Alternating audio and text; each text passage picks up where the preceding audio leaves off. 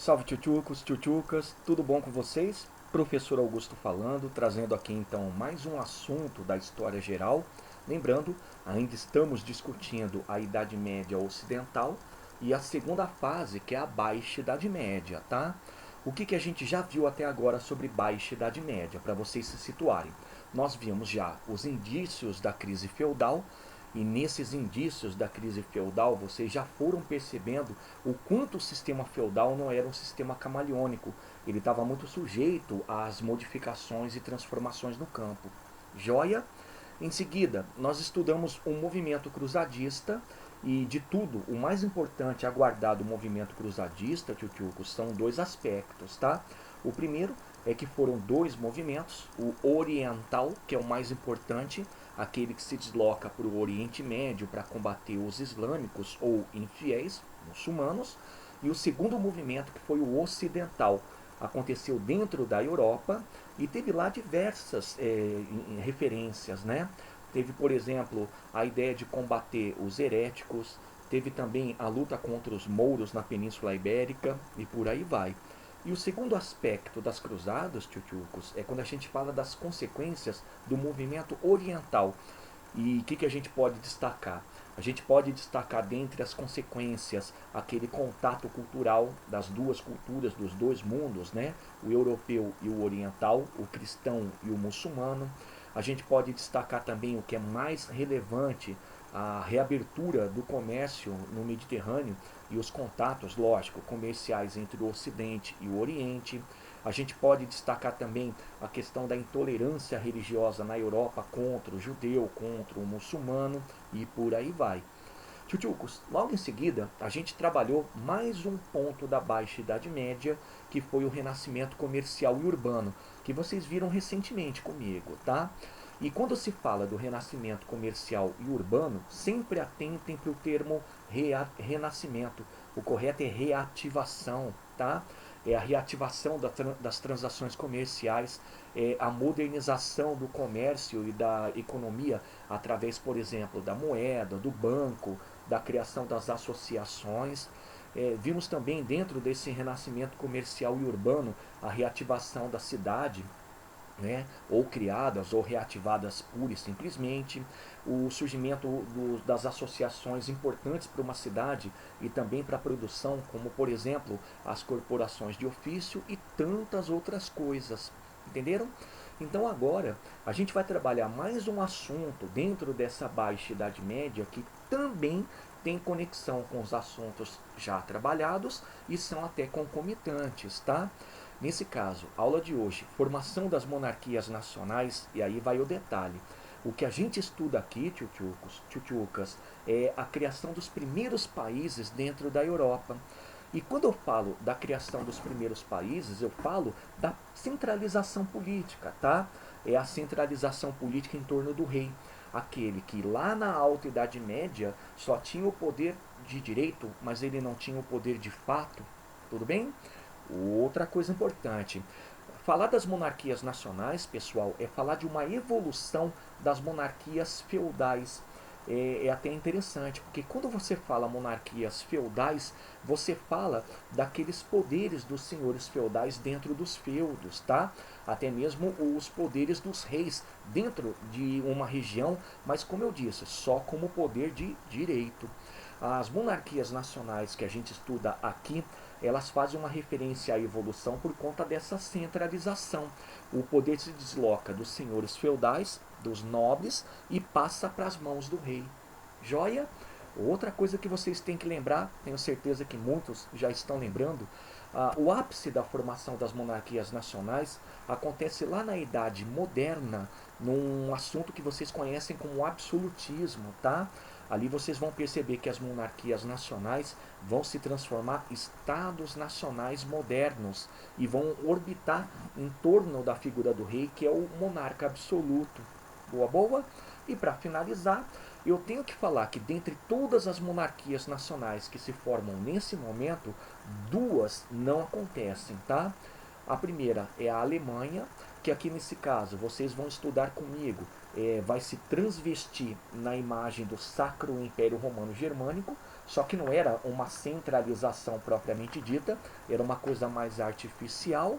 E o segundo caso é o caso da Itália, pessoal, que a gente só estuda lá no século XIX, quando nasce o Estado italiano, dentro da conjuntura das revoluções liberais e dentro também daquele contexto do que a gente chama de Congresso de Viena. Tá joia? Então isso é só uma degustação. Sem mais delongas, pessoal, então vem comigo, abram lá na página 36 e bora lá. Tio Cos, formação das monarquias nacionais que a gente estuda aqui é a formação e centralização dentro da Europa, tá? E quando eu falo de formação e centralização, eu falo da formação de países e centralização do poder monárquico. Olha só o tempo de duração. Elas começaram a ser criadas a partir do século XI, aí façam as conexões. Nesse século XI já estava rolando o movimento cruzadista, já estava acontecendo o renascimento comercial e urbano, já tínhamos aí, de certa forma, a manifestação dos indícios da crise feudal. Então é um momento de grandes transformações que daqui a pouco eu vou abordar, tá bom? E essas mesmas monarquias, pessoal, elas passam a se consolidar de fato a partir do século XV, tá? Atingindo, como eu disse, o ápice lá no século XVI, a partir da Idade Moderna, com o absolutismo. Então, nesse espaço de tempo do século XI até o século XV, essas monarquias vão surgindo, elas vão representando a centralização do poder político, né, em torno dos reis, por isso monarquias, e, consequentemente, o surgimento dos primeiros países. E quais são os que a gente sempre destaca como mais importantes? França e Inglaterra. Tá legal? Então, dentro desse espaço de tempo, qual é o contexto? Coloca lá uma estrelinha. Galera, o grande contexto que nós temos aqui é um contexto de transformações sociais e econômicas, tá? Aí eu destaquei aqui aquilo que vocês têm que captar. Quando eu falo de transformações sociais, eu falo, dentre várias coisas, não só do enfraquecimento da nobreza dos senhores feudais, mas principalmente a ascensão da burguesia. E uma burguesia que vai ascendendo, uma burguesia que vai praticando as atividades comerciais e até modernizando a economia da Europa, mas uma burguesia que não tinha amparo, não tinha quem pudesse dar proteção a ela, entenderam? Então, paulatinamente, a gente vai, e já foi estudado quando eu falei dos renascimentos comercial e urbano, a ver a aproximação desses burgueses com os reis, tá bom? Outra transformação dentro desse contexto de transformações é a transformação na área econômica, né? E dentre várias transformações econômicas, eu destaquei sempre o renascimento comercial. E já entendam que dentro desse renascimento comercial, a gente tem também o renascimento urbano, né? E por que é muito interessante guardar essa transformação?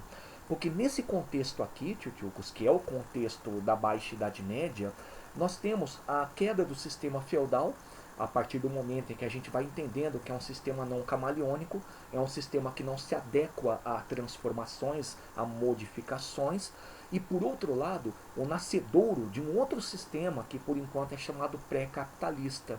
Entenderam? Então, o que a gente tem que entender aqui? O renascimento comercial, ele passa a demonstrar que a Europa se modifica, ela tem uma outra conjuntura econômica, que é a conjuntura do capitalismo nascendo, né, o pré-capitalismo, junto a um sistema feudal enfraquecido. Então, olha lá o que vocês vão ter de panorama. O panorama de grandes centros comerciais surgindo, centros que querem se tornar independentes de alguma dominação feudal. Nós vamos perceber a dinamicidade do comércio, mas um comércio que tem que ter mais liberdade, tem que ter uma certa proteção. E quem vai dar a certa liberdade e a certa proteção, com toda certeza, vai ser aquele que comanda a política da região. E não é o senhor feudal, vai ser o rei. E temos também como panorama, tchutchucos, uma coisa super interessante, que é justamente uma burguesia desejosa em fomentar as suas atividades, né, as suas atividades comerciais e a sua dominação dentro do espaço urbano e precisa de alguém para apoiá-la. Entenderam? Galera, então nisso aqui a gente vai ter o grande significado do que foi a formação das monarquias nacionais, que é, como estou sempre mencionando, a centralização do poder monárquico. O rei aqui, ele passa a ter o poder de direito e fato. Ele assume o poder que, de certa maneira, lhes foi tirado quando a gente vai ter toda aquela conjuntura da Alta Idade Média, do sistema feudal. Por quê? Porque o rei no sistema feudal, lá na Alta Idade Média, para ter poder, o que ele fazia? Ele fazia a doação de terras, não é? Ganhava com isso lealdade, que podia ser proteção econômica, proteção militar, mas esvaziava o seu poder, porque uma vez a pessoa recebendo terra, o vassalo, ele poderia também fazer a mesma coisa. Ele doava terras, ganhava lealdade e assim se perpetuava um movimento de fragmentação política. Entenderam? Então aqui nesse momento a gente vai ter um rei reassumindo o poder de fato e nesse momento se tornando senhor de um determinado território. Mas o determinado território não é um feudo, é um país. Tá legal? E aí vem a grande pergunta. Tá, prof, dentro desse contexto, com o grande significado do que foram as monarquias nacionais, quais foram os fatores que levaram ao surgimento desses países? Então vem cá. Galera, são 3 fatores básicos que explicam a formação das monarquias nesse momento e eu destaquei para a gente relembrar que tem toda uma conexão com o contexto e com assuntos que a gente já trabalhou. Quer ver? Primeiro fator, enfraquecimento da nobreza.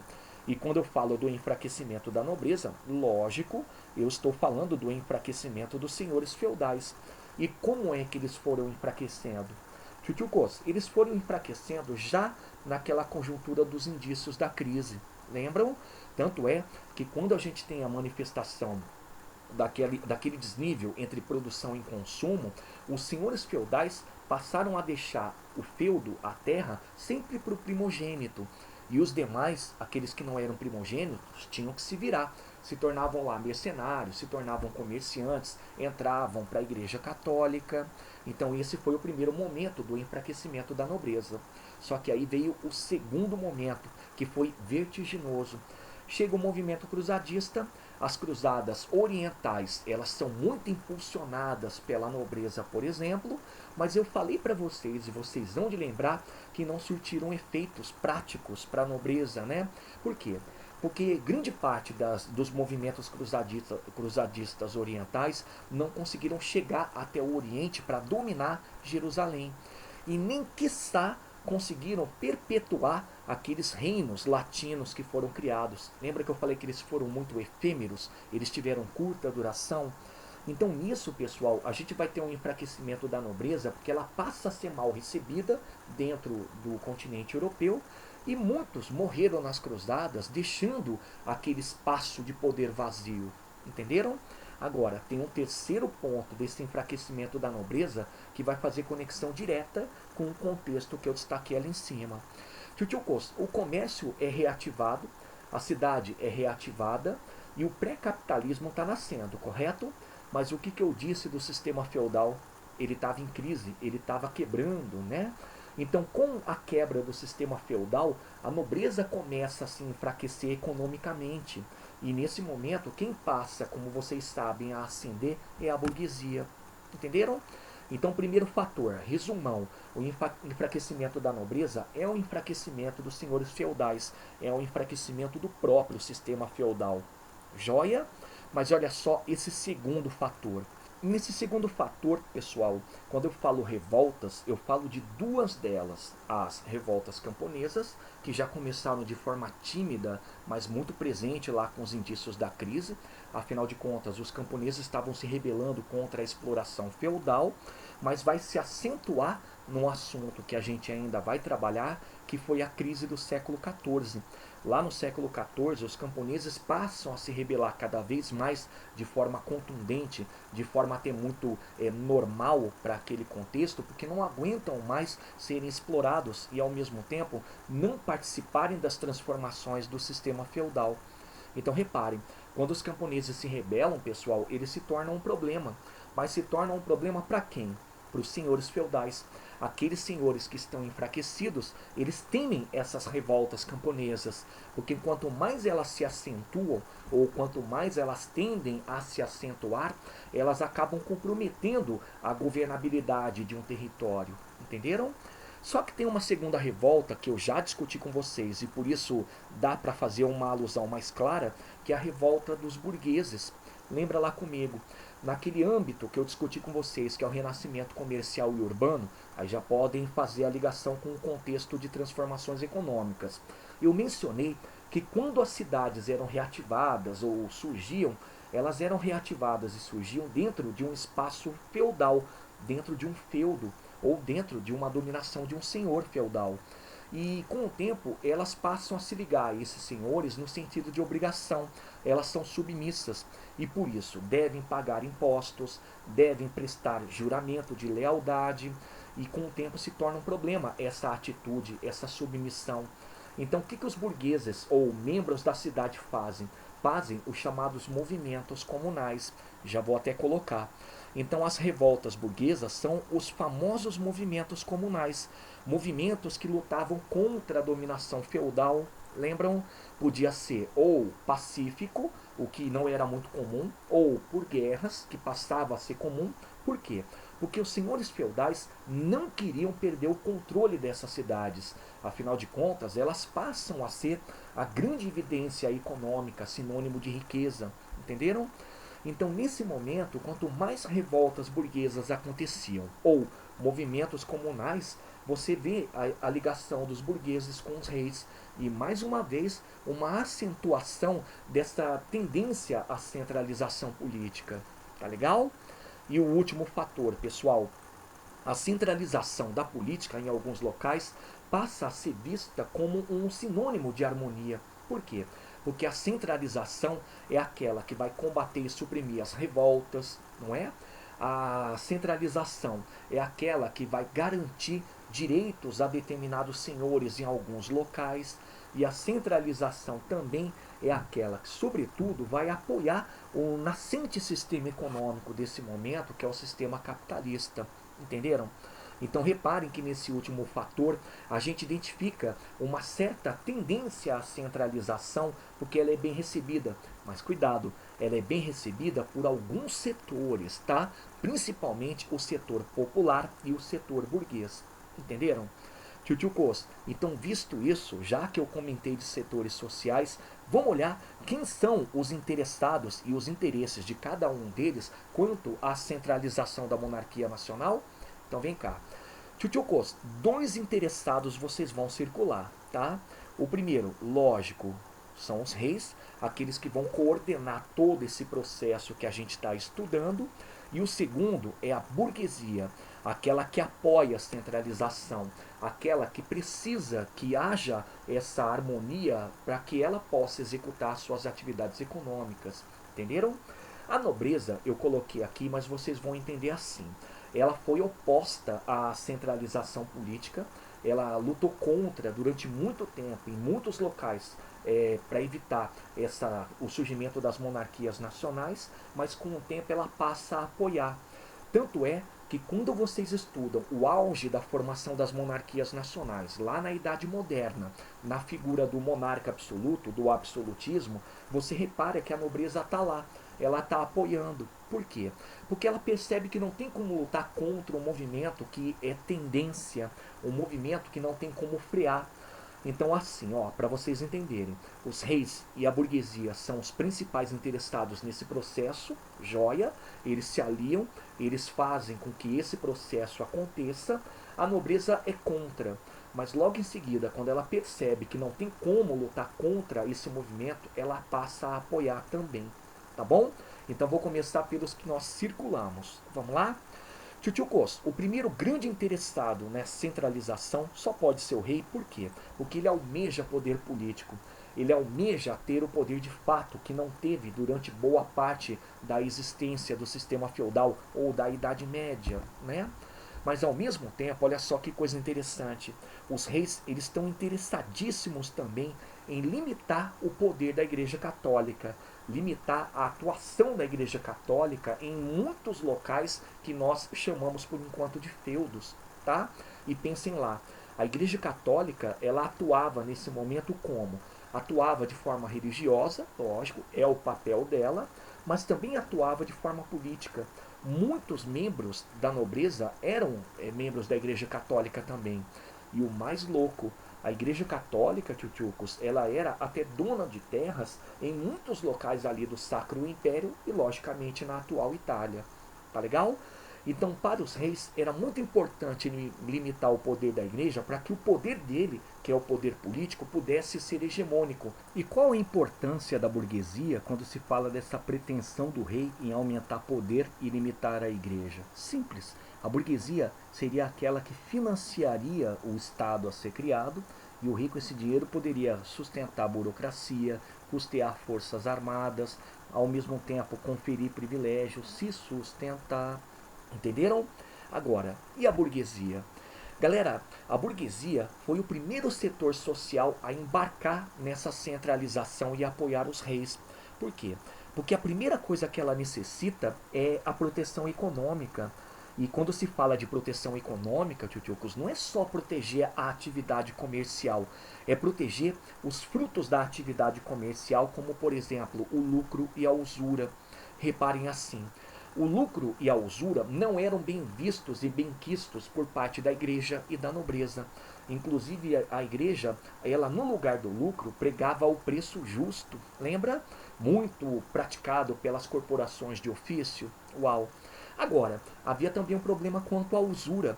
A usura era detonada pela Igreja Católica.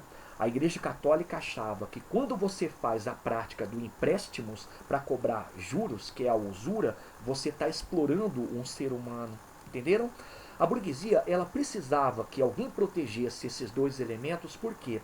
Porque são os elementos que constituem a riqueza desse setor social e ao mesmo tempo também conferem maior dinamicidade no comércio. Entenderam? Outro interesse. A burguesia, tchutchucos, também está super interessada em acabar com os particularismos feudais. E o que viriam a ser os particularismos feudais desse momento? Particularismos, tchutchucos, por exemplo, era a infinidade de moedas que existiam. Por quê? Porque cada região, comandada por um senhor feudal, tinha sua própria moeda. Havia também até a falta de moeda, não havia moedas em alguns cantos, e aí isso dificultava as transações comerciais. Outro exemplo de particularismo, peso e medida. Imaginem que pesos e medidas eram variados dentro do continente europeu e era um absurdo, porque quando você tentava fazer a venda de um produto, mas você, por exemplo, usava quilo, o local aceitava grama, sei lá, alguma coisa parecida, a transação ficava emperrada, tinha que se fazer conversão.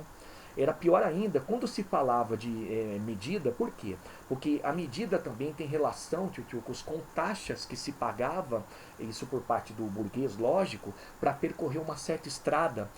Então ele tinha que calcular o quanto ele tinha que gastar dentro daquela estrada pela quilometragem que ele percorria ou pela milhagem, entenderam? Então, os burgueses, eles querem eliminar esses particularismos. Eles querem uma unificação monetária, eles querem uma unificação de pesos e medidas, o que era muito importante para você dar essa conferência de dinamicidade no comércio. Entenderam? E por último, tchutchucos, nobreza sempre lutando contra, tá? Mas ali, quando ela percebe que a formação das monarquias nacionais era um movimento que não tinha como barrar, era um movimento muito forte, ela apoia também. E por que ela apoia? Primeiro ela apoia, tchutchucos, para poder garantir os seus privilégios, tá? Dentre os quais a gente destaca o privilégio, vai ficar muito claro quando eu for discutir absolutismo, ok? De manter as suas terras, o privilégio de não pagar impostos, o privilégio de receber uma certa renda do Estado, a renda do rei, joia. E por outro lado, temos também uma nobreza que vai apoiar com o tempo essa formação, essa centralização para combater as revoltas, né? Principalmente as revoltas camponesas, porque afinal de contas eram revoltas que aconteciam dentro dos seus territórios, dentro das suas propriedades. Entenderam? Então aqui a gente fecha um ciclo para demonstrar que quando se fala desse grande episódio das monarquias nacionais, a gente fala que, entre aspas, a elite da época é a que estava apoiando, que estava conjecturando e fazendo o movimento acontecer. Entenderam? E aí olha o resultado.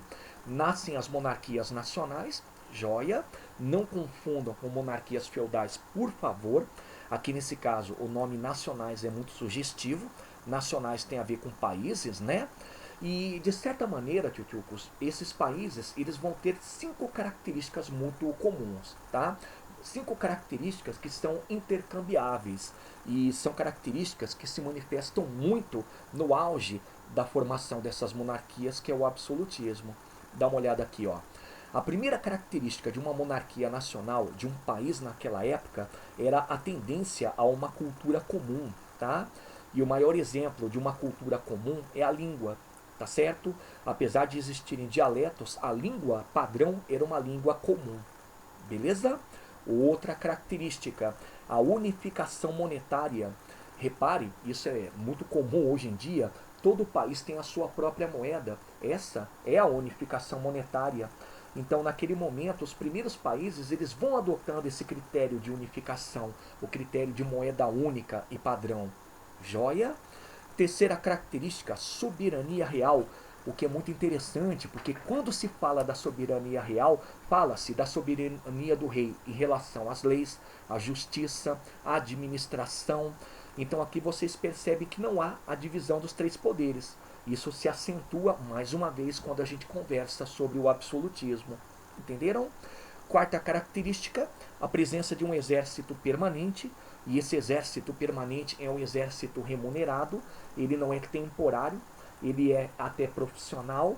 E quem ele representa? Ele representa o rei, e o rei sempre identificado com o tempo, com o próprio país. Tá joia? E por último, pessoal, uma quinta característica comum de qualquer país nessa época, de qualquer monarquia nacional, são as fronteiras, a delimitação fronteiriça. Joia?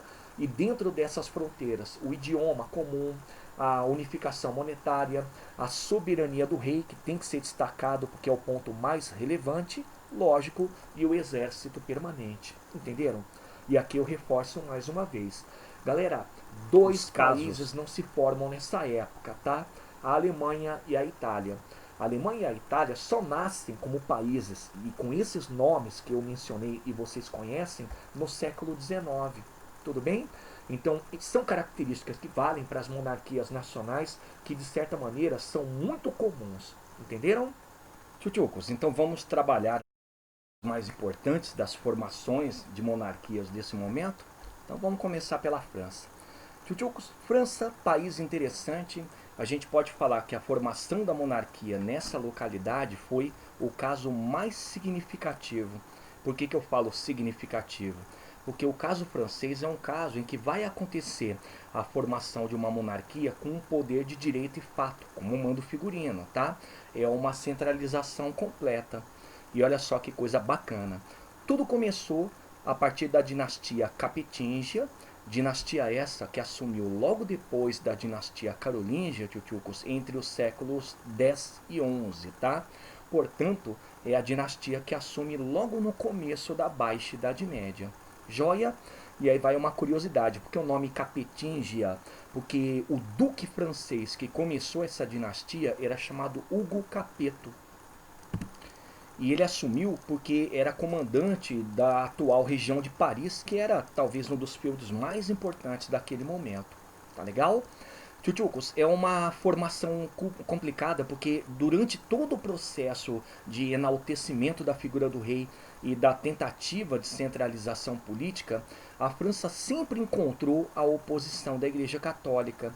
Então isso foi uma dificuldade, porque quanto mais a Igreja Católica lutava contra a centralização, menos ela podia acontecer. Por quê? Porque a gente não pode esquecer que a Igreja ela detinha o poder político e o poder religioso de boa parte do continente europeu. Fora que os súditos aceitavam o Papa como autoridade máxima, tá? E dentre todos os reis dessa dinastia capetingia, eu sempre destaco esses dois aqui. Vamos lá, os dois Filipes, começando com o famoso Filipe II ou Filipe Augusto. ele foi o monarca da dinastia Capetinga que comandou o território francês entre os séculos XII e o século XIII, tá? E por que ele é tão importante? Por que ele é tão relevante? Porque na condição de rei, Tchutchukos, a primeira coisa que ele se ocupou em fazer foi o estabelecimento de fronteiras, ok? Só que anotem aí, esse estabelecimento de fronteiras foi sempre lutando contra a Inglaterra, que nesse exato momento era comandado pela dinastia Plantageneta. E olha só que coisa complicada. Um exemplo de luta para estabelecer fronteiras contra a Inglaterra, Tchutchukos, era Flandres. Curioso, né? Flandres era uma possessão francesa, mas quem comandava de fato era a Inglaterra. A gente viu lá naquela aula sobre renascimento comercial e urbano, quando eu falei para vocês que Flandres começou a sua história como uma feira, e com o tempo de tanta transação econômica que fazia com a Inglaterra e por conta da qualidade dos seus tecidos, acaba se tornando um centro comercial. Então o que acontece? Era um centro comercial, pertencia à França de forma territorial, vamos colocar dessa maneira, mas era feudatária da Inglaterra, mantinha relações econômicas e até estava submissa à Inglaterra.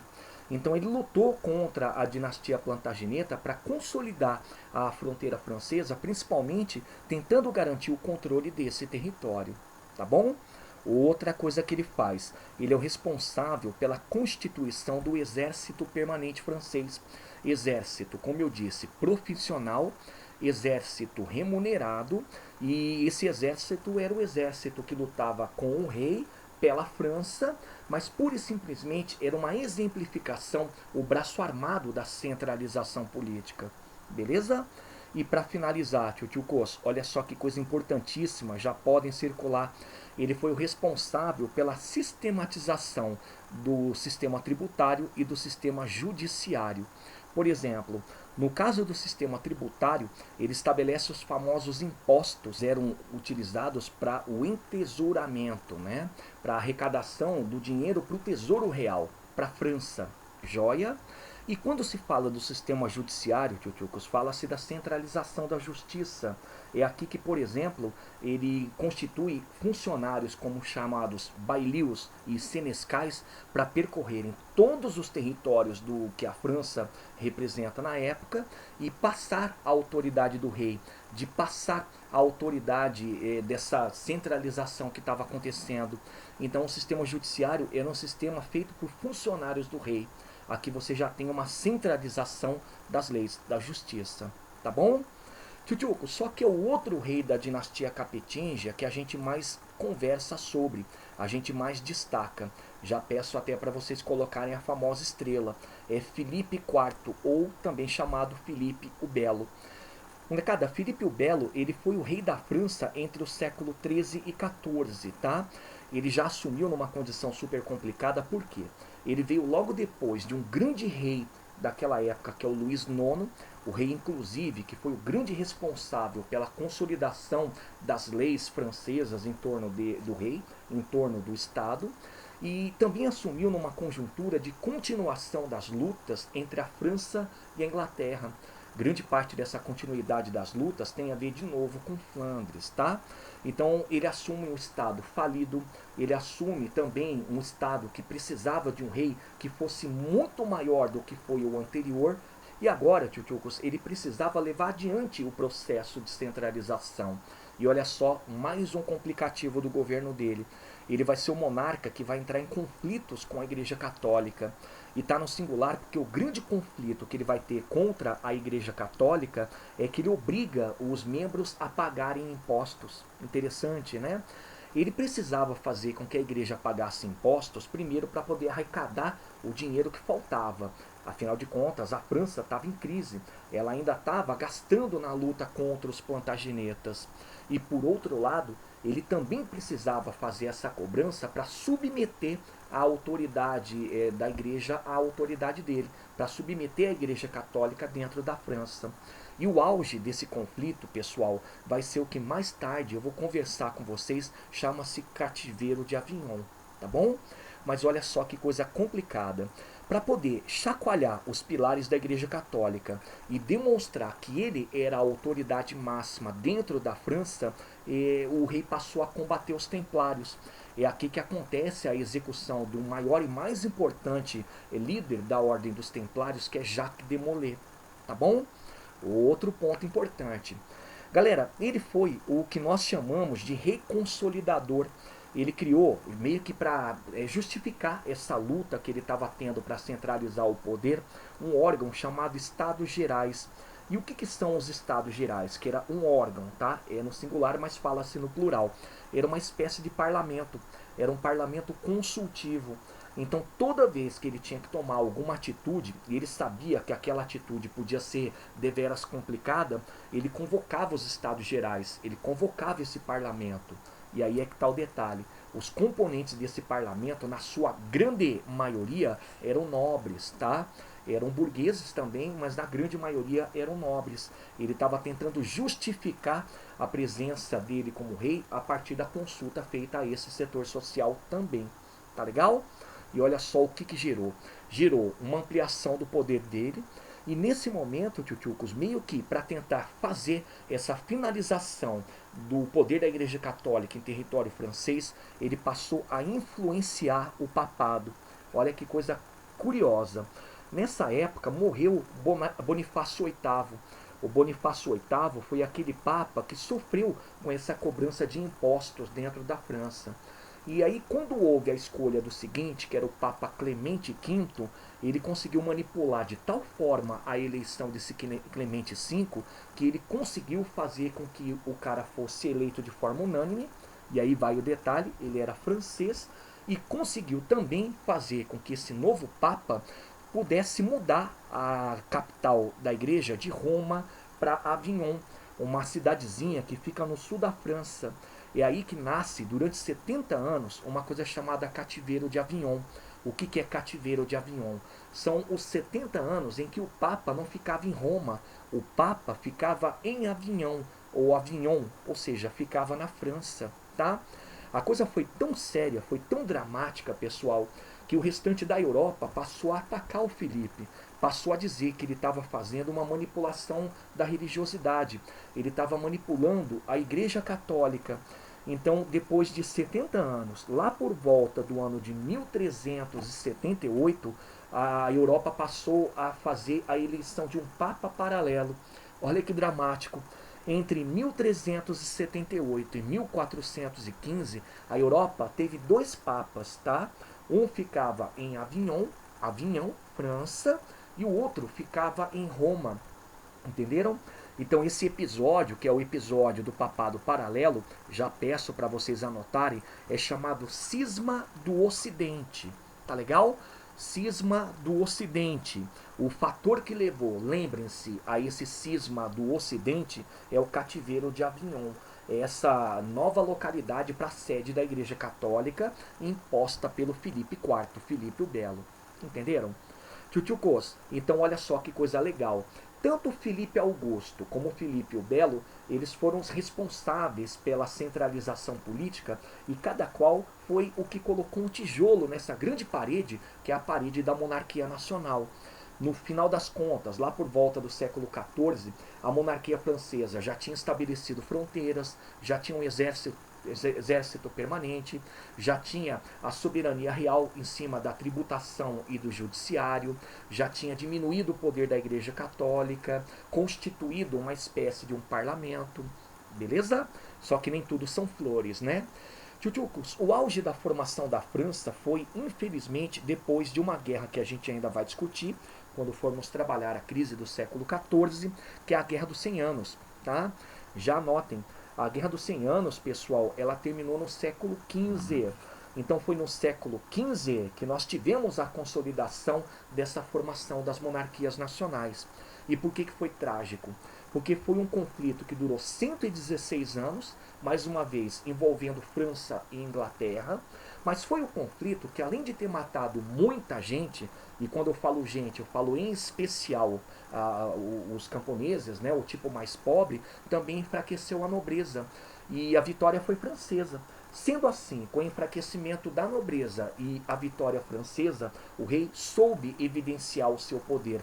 Ele consolidou a sua autoridade dentro desse território que hoje é a França. Tá legal? Beleza?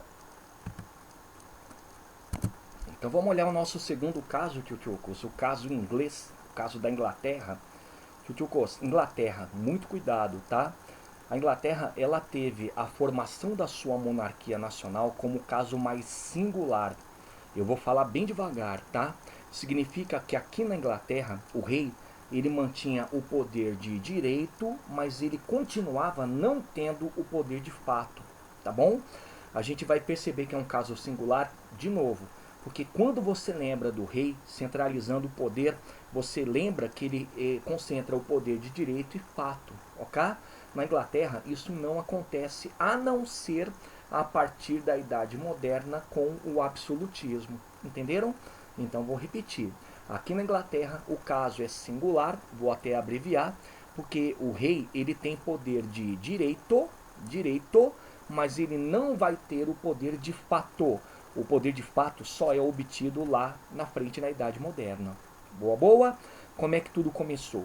Tchutchukos, tudo começou dentro dessa história da centralização política na Inglaterra com a dinastia Plantageneta, dinastia que assumiu o trono a partir do século XII, tá? E o grande nome do criador da dinastia Plantageneta é Henrique II, um cara super importante, vou colocar aqui, vocês têm que guardar, porque ele foi o responsável pela criação de uma coisa chamada Common Law. O que é Common Law? Lei comum. A Common Law é uma lei que valia para todo o território inglês. Então, já de cara, o primeiro rei da dinastia Plantageneta, que é o Henrique II, ele põe um primeiro tijolo dentro dessa grande parede, que é a centralização política, criando uma lei comum. É até interessante porque com isso ele também cria funcionários chamados de xerifes. Ele percorria cada um dos territórios dentro do chamado território inglês da Inglaterra e ia fiscalizando a aplicação da Common Law, da lei comum, tá? Mas vem cá, Tchutchukos, foi árduo o processo de formação da Inglaterra como país dentro dessa centralização, porque a nobreza sempre foi contra, tá? Ela nunca aceitou. E por durante muito tempo, até o episódio da Guerra das Duas Rosas, que também aconteceu no século XV, junto aí à Guerra dos 100 Anos, praticamente, ela mandava e desmandava na Inglaterra. O rei, ele, de novo, só tinha, por conta disso, o poder de direito. Olha só quem que a gente destaca dessa dinastia Plantageneta de forma negativa, que muito contribuíram para essa dificuldade na centralização completa do poder real. O primeiro deles, famosíssimo, peço até para vocês circularem, é João Sem Terra. Ele é muito famoso porque é o irmão do Ricardo Coração de Leão. Aquele Ricardo que vocês viram, participou da Cruzada dos Reis, né? O Ricardo que também aparece nas representações artísticas de Robin Hood, e quando eu falo representação artística, eu dou um exemplo, filme, né? E o que João Sem Terra fez de tão desmerecedor para ser destaque negativo nessa singularidade da Inglaterra, pessoal? Ele foi contemporâneo, vocês vão lembrar agora, do Filipe Augusto. Então ele é que lutava contra a França para manter a dominação em Flandres, tá ok? Só que tem um porém. Ele não conseguia vencer a França, ele sofria derrotas sistemáticas e ao mesmo tempo ele sempre praticava o aumento de impostos, não só para custear esse conflito que era inglório, era um conflito que de certa forma não trazia resultados para a Inglaterra, mas também para a manutenção da corte dele. Joia? Então o que aconteceu? A nobreza começou a bater de frente com ele. E chegou, inclusive, podem anotar, a criar uma revolta chamada Revolta dos Barões. Essa revolta dos barões, pessoal, é a revolta da nobreza contrária à política de ampliação de impostos, até porque eles não eram consultados, e ao mesmo tempo também emputecidos com a questão da derrota, não aceitando essas derrotas sistemáticas frente à França. E aí era uma derrota até pior, porque você fala de Flandres, que era um território de importância muito singular para aquele momento. Entenderam? mas ele tem um lado positivo. Mesmo com essas disputas com a nobreza, ele conseguiu aplicar de forma muito contundente a common law. Ela era respeitada. Curioso, né? Os nobres combatiam esse aumento de impostos, eram contrários às derrotas, ou seja, eram refratários a esse rei que estava tentando centralizar o poder, mas esse mesmo rei conseguiu fazer a consolidação da common law. Mas olha só que coisa complicada. Eram tantos conflitos, e principalmente contrários a essa tendência do rei de ser um monarca centralizador, que depois da revolta dos barões, ele foi obrigado a assinar a famosíssima Magna Carta, pessoal. Ela foi assinada em 1215 e praticamente o que ela faz? Ela limita o poder do rei. Como? Vão anotando. Primeiro, estabelecendo, vou abreviar com vocês aqui, o habeas corpus, tá legal? E é interessante porque quando você fala do habeas corpus, do que você menciona? Você menciona que todo mundo tinha o direito a responder por algum crime em liberdade. Joia? Segundo, era um documento que preservava a liberdade individual, vou colocar aqui um L, tá? Dizendo que ninguém podia ser preso contra a sua própria vontade, pessoal. E ao mesmo tempo, a pessoa não podia ser presa por qualquer motivo, tá? Então a Magna Carta ela respeita, ela valoriza a liberdade individual. E por último, o mais importante para esse contexto, vou colocar aqui em cima. A Magna Carta, tchutchucos, ela menciona que o aumento de impostos só poderia ser feito mediante a consulta. Mas espera aí, consulta a quem? É o que vocês vão colocar, pessoal, a um órgão chamado Grande Conselho, tá? Grande Conselho. O que era o Grande Conselho? O Grande Conselho era também uma espécie de parlamento, lembrando muito os Estados Gerais na França. E aqui, quem que se reunia dentro desse parlamento? Nobres e membros do clero. Tá joia? E aí, mais uma vez, a nobreza era a maioria, e essa mesma nobreza tinha que ser consultada regularmente quanto a, por exemplo, aumento de impostos. Mas o detalhe é, esse grande conselho também passou a exigir ser convocado quando houvesse alguma alteração de lei. Interessante, né? Então isso acabou se configurando verdadeiramente como limite ao poder real. O rei não podia nem mexer em leis sem que pudesse primeiro consultar esse grande conselho. Entenderam? Tchutchucos, e aí o segundo destaque negativo é o filho do João Sem Terra. Aí vocês podem lembrar de uma frase genial para entender quem foi Henrique III, o filho. Vocês vão lembrar assim, filho de peixe, peixinho, não é? Tchutchucos, Henrique III, monarca do século XIII, ele burlou a Magna Carta. Ele, em diversos momentos, aumentou impostos sem consulta ao Grande Conselho, ele praticava prisões arbitrárias, e por isso ele foi obrigado a se submeter a um lance chamado Estatutos de Oxford. O que foram os Estatutos de Oxford? Os Estatutos de Oxford foram a reimposição da Magna Carta. Curioso, né? E não bastando só a reimposição da Magna Carta, os estatutos também, olha lá, já pode ligar, forçavam a criação do parlamento em substituição ao Grande Conselho. É aqui que está o detalhe que eu quero que vocês guardem. Tchutchucos, o Henrique, ele era visto tal qual o pai como intransigente, como fraco, né? Não só para questões internas, mas também questões externas. Ele também tentou readquirir Flandres. Então aqui, o parlamento, quando foi criado, mais uma vez, foi a submissão do rei, a evidenciação do poder da nobreza. Só que, coloquem aí, o parlamento nessa época, ele já passou a ser dividido em alta câmara, a Câmara dos Lords, e ali quem é que participava? Nobres e membros do clero. E a segunda parte da Câmara, pessoal, é chamada Baixa Câmara, ou Câmara dos Comuns. E nessa Câmara dos Comuns, peço para vocês colocarem com muito cuidado, nós temos a presença da burguesia. E vai ser essa burguesia que mais tarde vai incentivar e apoiar veementemente a formação completa da centralização política. Mas isso já no absolutismo, tá? Então o parlamento ele passa a ser, de certa forma, a evidenciação do poder da elite, a evidenciação do poder da nobreza. Entenderam? Mas, sobretudo, podem colocar: o parlamento só é uma evolução do Grande Conselho. Aqui você tem a presença da burguesia. Mas a Magna Carta ainda rege o que nós chamamos de lei dentro da Inglaterra, limita o poder do rei. Boa, boa? Mas, prof, então quando é que a Inglaterra se forma como nação centralizada como mando figurino? Quando o rei vai ter poder de direito e poder de fato? Tchutchucos, só depois da famigerada Guerra das Duas Rosas, que eu ainda vou trabalhar lá na frente, tá? A Guerra das Duas Rosas, ela foi uma guerra entre duas famílias nobres, tá? A família de York, representando a rosa branca, o símbolo dela era a rosa branca, e a família de Lancaster, que tinha como símbolo, representava a rosa vermelha. E por que estavam brigando? Estavam brigando, pessoal, porque a Inglaterra foi derrotada na Guerra dos 100 Anos, ela estava enfraquecida econômica e politicamente, e na vacância do poder real, essas duas famílias começaram a disputar o controle da Inglaterra. Qual foi o resultado?